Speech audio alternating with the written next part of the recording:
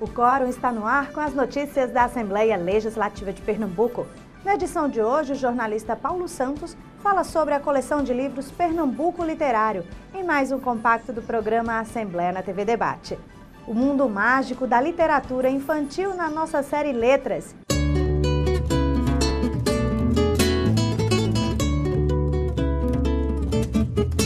Esses e outros destaques agora no Quórum.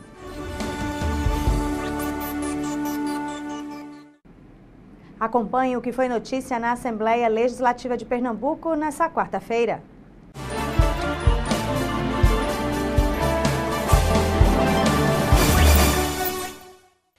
Na terceira reunião extraordinária nesta quarta-feira, foram aprovados em segunda discussão 6 projetos. 3 do Poder Executivo, 2 do Poder Legislativo e um projeto do Ministério Público. A Assembleia autoconvocou as reuniões plenárias para discutir a reforma administrativa no governo do Estado. Serão feitas mudanças, tanto na composição administrativa do governo, como no Conselho de Administração da empresa SUAP. E os parlamentares também aprovaram um projeto com reajuste de 26,34% nos seus subsídios, como determina a Constituição Federal. Ainda por meio de um projeto de resolução, a Assembleia alterou o regimento interno para permitir maior participação de deputados nas decisões da mesa diretora da Casa. Depois da votação da redação final nesta quinta-feira, os deputados voltam ao recesso parlamentar até 1º de fevereiro. Tombado como patrimônio histórico e artístico pelo IPHAN em 1998, o Recife Antigo reúne um complexo de boates, bares, restaurantes, galerias, museus e empresas. Na matéria de Regina Moraes, você vai conhecer a origem e a história do bairro.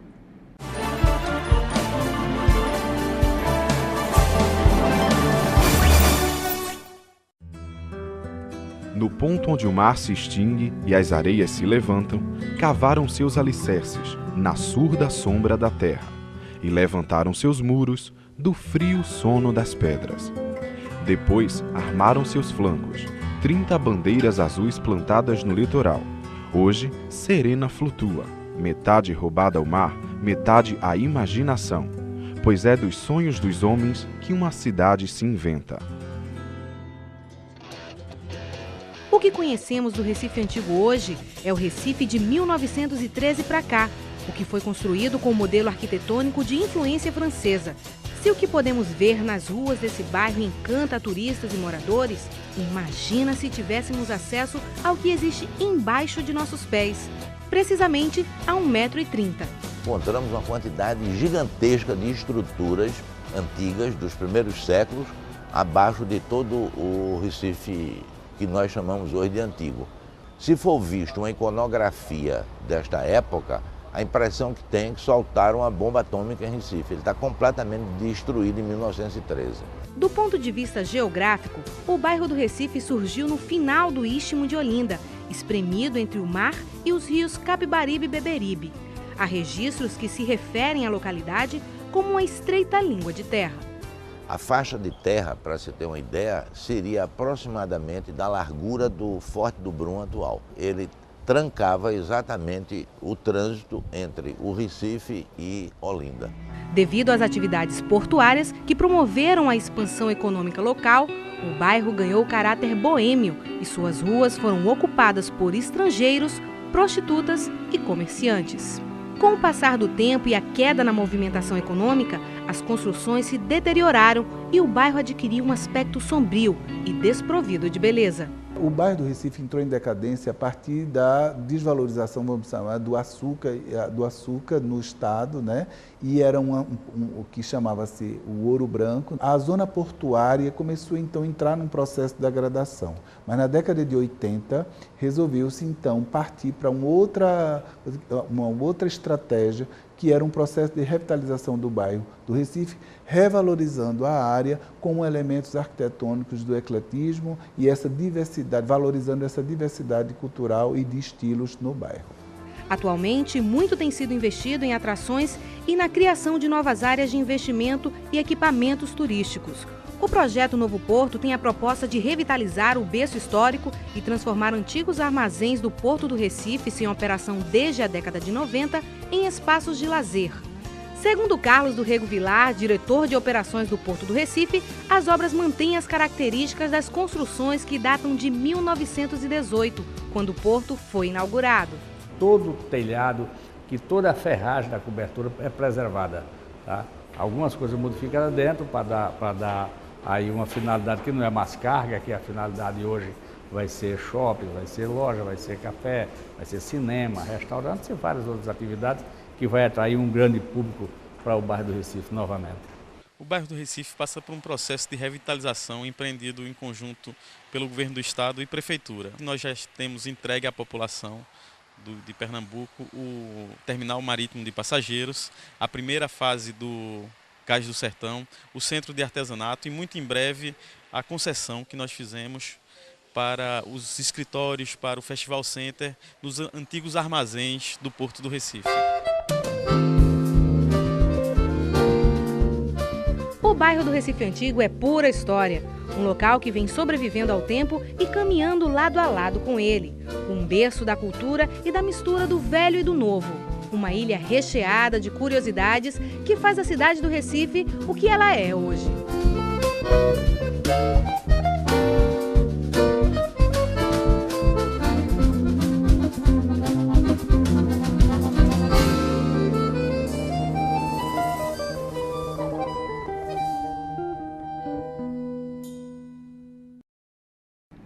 No próximo bloco, o compacto do programa Assembleia na TV Debate. Não saia daí!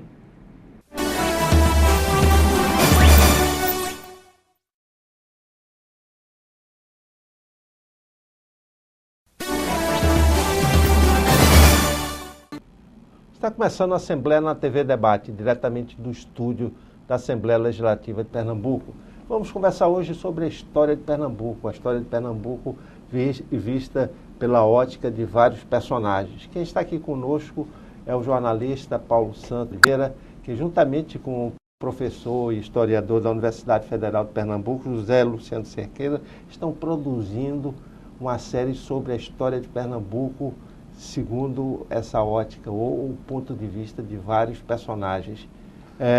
E já editaram 3 fascículos dessa obra, são livros fáceis de ler, pequenos, e já estão à venda nas livrarias aqui da cidade do Recife. Paulo, por que a ideia de trazer a história de Pernambuco em fascículos? Bom, a história de Pernambuco, para começar, a história de Pernambuco é extremamente rica, né? Se a gente for compará-la, sem aquela coisa do fanismo de ser pernambucano, aquela coisa, mas se nós a compararmos com a história dos outros estados, com a maioria dos outros estados, a gente vai ver que temos aqui uma quantidade de eventos, de movimentos, de acontecimentos bem maior do que no restante do Brasil.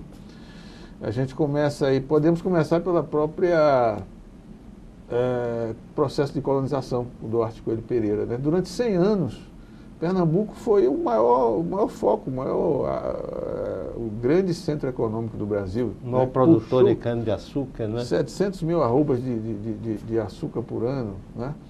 Olinda era chamada de cabeça do Brasil.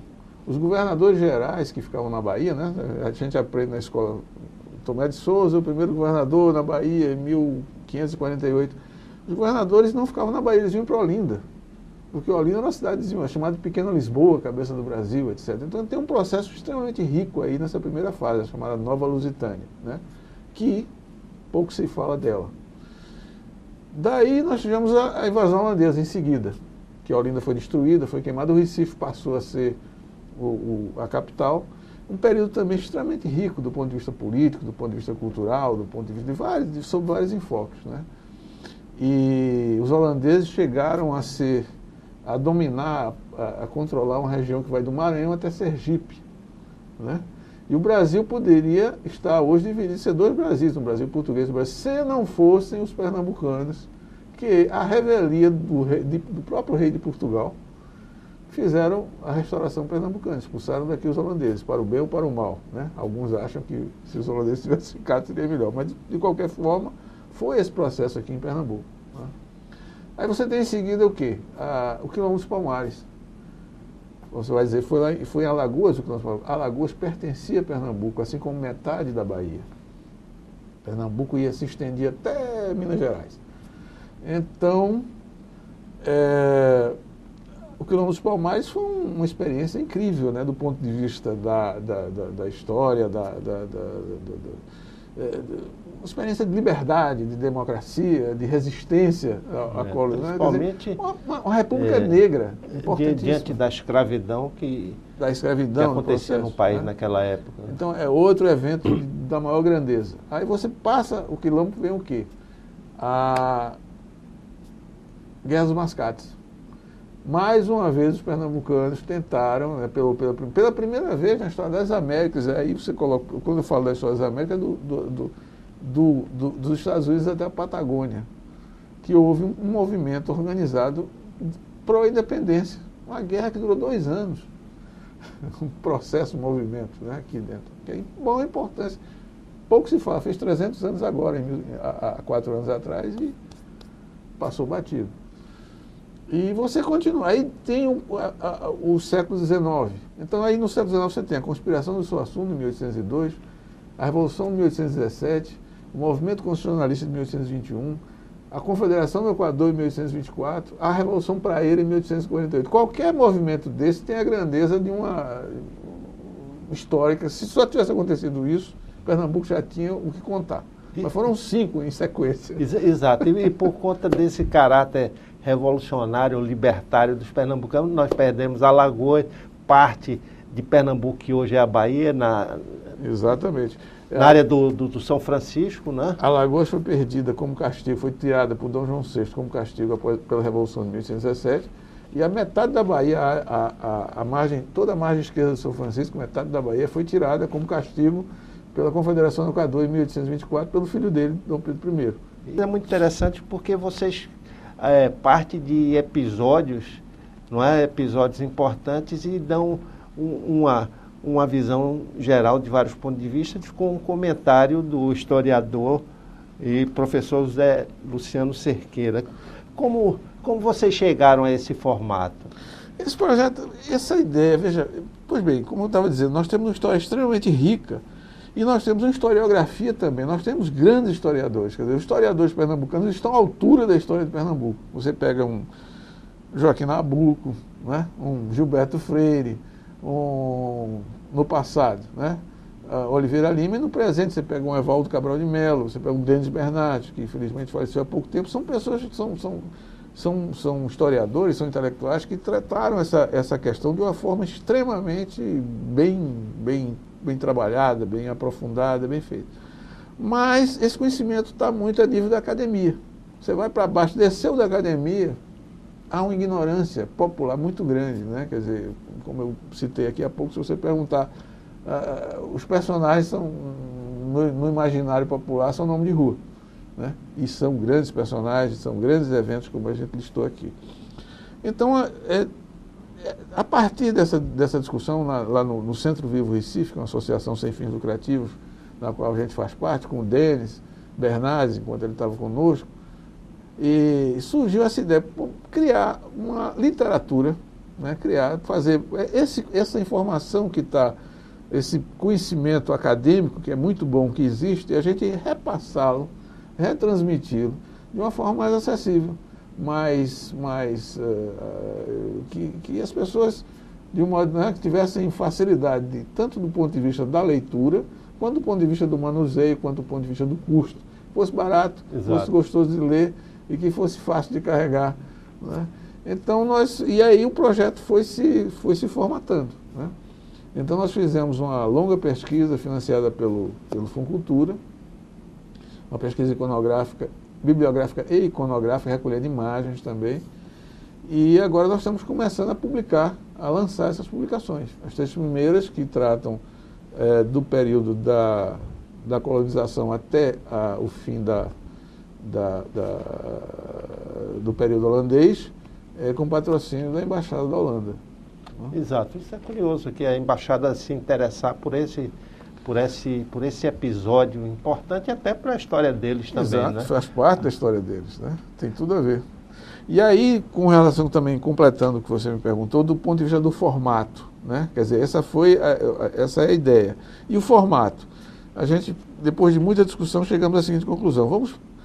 São inúmeros, como eu citei aqui, inúmeros episódios da história. A gente tem que selecionar alguns. Vamos selecionar os principais, nós selecionamos cerca de 12 eventos principais. E a narrativa, como é que vai ser? Bom, vamos fazer essa narrativa do ponto de vista dos personagens. Então você pega uma história, por exemplo, como a Guerra dos Mascates. Então são 4 personagens que narram. Então quem é que narra? É um pernambucano, né, os nobres olindenses que fizeram a Revolução, o mascate português que brigaram com ele, né, o bispo que participou do governo, a igreja tinha uma participação muito grande no processo político, e o governador que representava a autoridade portuguesa que vinha para cá. Então a gente tem 4 enfoques diferentes, 4 visões diferentes do mesmo processo. Né? Eles viam cada um de uma forma diferente. Então, fazendo essa narrativa com toques literários, colocando a leitura de uma forma agradável, a gente vai ter uma visão, digamos, 4 luzes lançadas sobre o mesmo objeto. Né? E no final dessa que é feita, essa parte é feita por mim. Né? A descrição, como eu estava dizendo a você, se fosse um jogo de futebol, eu era o narrador e o Luiz Luciano Cerqueira, que é o comentarista. Ele faz os comentários, fecha com uns comentários, analisando politicamente aquele evento e colocando dentro do processo histórico. É importante que vocês comprem esse fascículo sobre a história de Pernambuco para conhecer esses episódios, discutir com os amigos e verificar que a história de Pernambuco realmente engrandece os pernambucanos. Agradeço aqui a presença do jornalista Paulo Santos da Oliveira, um dos autores, juntamente com José Luciano Cerqueira, desses 3 primeiros fascículos, serão 12, vocês podem encontrar dessa primeira vez, a guerra no período holandês. Muito obrigado, Paulo, pela sua presença. Obrigado a você. E até o próximo programa. E depois do intervalo, o mundo da literatura infantil. Fique com a gente, nosso intervalo é bem rapidinho.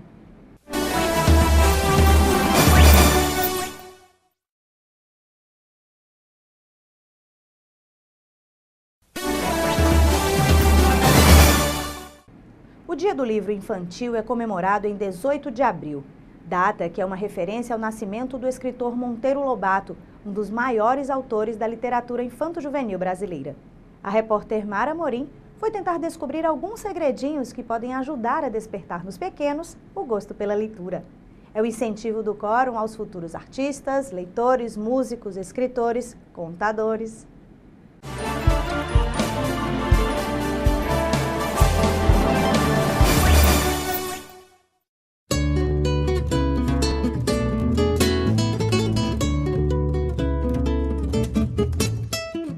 Para ter um bom desenvolvimento, toda criança precisa ser estimulada a fantasiar, imaginar, sonhar.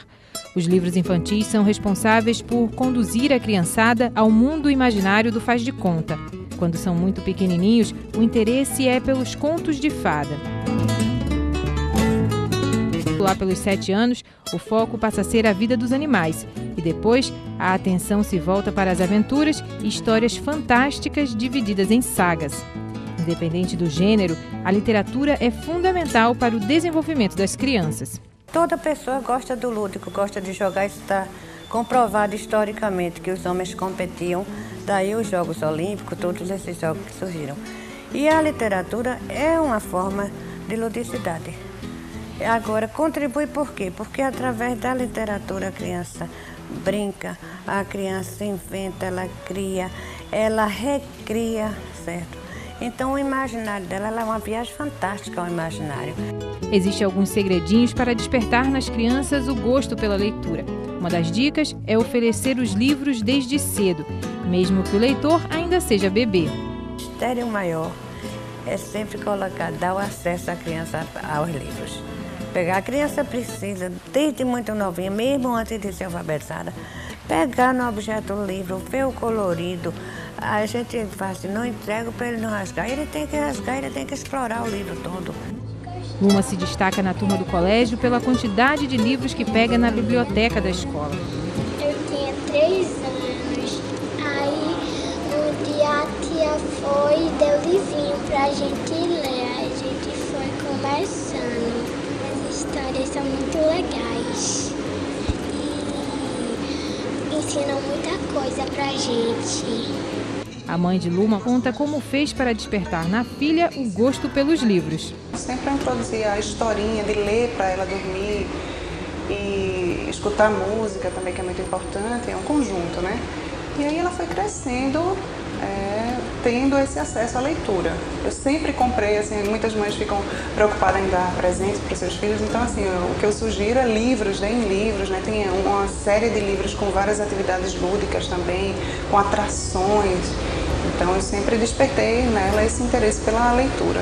Esse grupo de crianças se reúne para ouvir histórias todas as tardes em um projeto social desenvolvido por uma ONG e por voluntários, como Marúcia Coelho, que passou a se dedicar ao programa quando se aposentou. Ela conta que o contato com os livros mudou o comportamento social e o desempenho das crianças na escola. É sempre muito importante em termos de comportamento. Quando eu comecei a contar a história aqui, você diria que eu era louca e que nada disso era possível, porque as crianças jogavam bola uma na outra, as crianças se agrediam mutuamente, elas não conseguiam se concentrar. Foi um trabalho ao longo do ano, então o comportamento delas mudou da água para o vinho através da contação de história. Hoje, qualquer contador que chegue aqui, no momento que ele começa, era uma vez, elas já se aproximam dele e fazem completo silêncio. Anderson Gustavo visita a biblioteca da escola toda semana, mesmo sem a professora pedir. Além de ler, ele gosta de contar o que aprendeu para os colegas. Eu me sinto como se eu estivesse praticamente fazendo discurso, fazendo uma coisa que eu mais gosto, contar histórias. Ler histórias é bom e para os outros é melhor ainda. Não é nada fácil estimular nas crianças o gosto pela leitura, até porque muitas vezes elas estão rodeadas de outras formas de entretenimento que são mais fáceis, mas também não acrescentam muitas coisas. Está comprovado por meio de pesquisas que alunos de escolas particulares têm mais acesso aos livros por influência dos pais do que as crianças de escolas públicas. Mas já tem autores tendo ideias para mudar essa situação, como transformar clássicos da literatura infantil em literatura de cordel, uma linguagem rimada, mais rápida, mas que também não deixa de ter os seus encantos e tem ajudado muito no trabalho da leitura nas escolas públicas. E vendo que as crianças das classes populares não tinham muito acesso, hoje as prefeituras já estão com o projeto de distribuir livros, mas não tinha, criança pobre não tinha direito a ler. E se lia era leitura barata. Então eu resolvi começar a fazer os clássicos em cordel para dar o acesso às crianças das classes populares. A obra da escritora tem ricos sextetos no estilo do legítimo cordel, originado nas cantorias. Lúcia também gosta de provocar questionamentos e de rever conceitos em seus livros. Com a leitura de forma lúdica, a criança vai buscando resposta para uma infinidade de perguntas. Muitas vezes, essas respostas estão na moral da história. E a moral da nossa história? Você quer saber? Quem vai nos contar é Tiago, em forma de rima. Criança que lê, aprende a escrever, trabalha seus conflitos, desvenda os mitos, melhora a concentração e passeia pelo mundo da imaginação. Assim vai construindo seu futuro e entende melhor o mundo de um jeito mais maduro. É isso, Tiago, você está coberto de razão. E assim, a gente encerra o Quórum de hoje. Amanhã, nossa equipe está de volta. Tchau, tchau.